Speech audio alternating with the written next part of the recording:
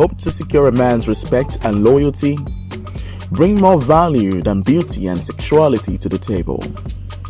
It has since been well known and established through time and history that a woman's strengths are in the following: seduction, that is, sensuality; flattery, that is, power in her tongue; and deceit, that is, manipulation. Many great men have thus fallen into her hands by one of these. Kings that seemed to be almost invincible at one time or the other have been unwittingly taken by her. A creature, although inferior in the subject of brute physical strength, coupled with unstable emotions, has managed to perform inexplicable wonders over the years. What even the greatest of warriors among men were repeatedly unable to achieve. But she, via subtle infiltration and cunning, has excelled. Some examples of such baffling historical manipulations is evident in the popular story of Samson and Delilah. And Judith, an astonishing beauty who infiltrated the enemy's encampment in her beautiful apparel, with a tongue full of false praises, lies and deceit, feigning a wish to forge an alliance, but ended up decapitating the fierce and revered army general Holofernes, which brought victory to the Israelites who were at war at the time. This goes to say that a woman is undoubtedly a very powerful being, but solely in the previously elaborated areas. But what happens when men decide to wake up firmly to the knowledge of these gals, examining historical trends and learning from repeated personal sufferings and experiences?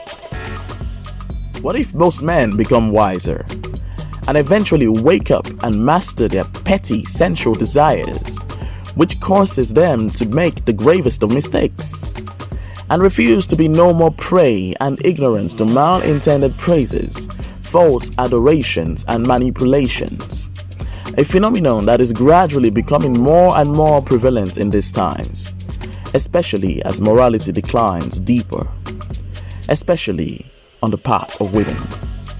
What if men decide to start educating themselves to recognize their worth, in the sense that we are indeed truly the desired and the required, as we alone can truly provide a woman's greatest aspiration and dream, that is, access to marriage and family, whereas a woman, on the other hand, only possesses the power of sexuality, a short-lived pleasure, which is especially heart-rending if done wrong.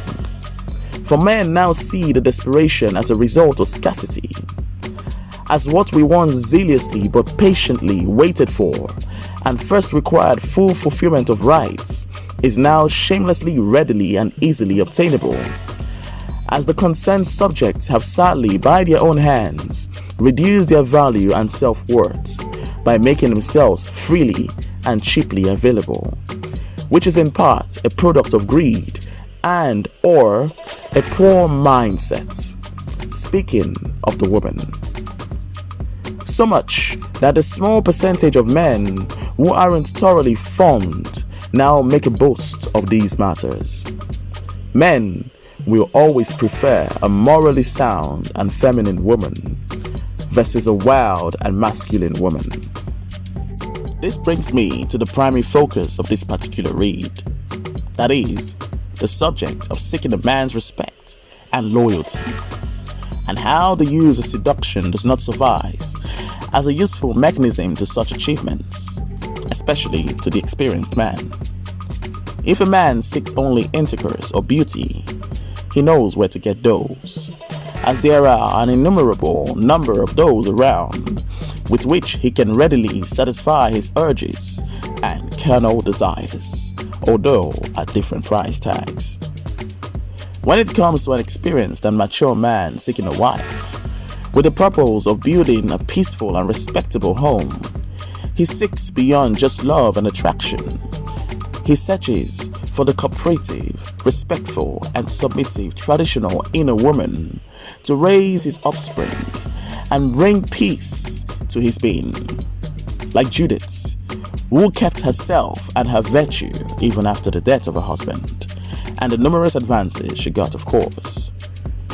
She was a woman who was revered for not only her spirituality and high morality, but also her fidelity, loyalty, wisdom, exemplary actions, contributions, charity, and her admirable sacrificial deeds. Positive attributes that were echoed throughout the land of Israel. Judith was an example of the thoroughly finished woman, the desire of all men.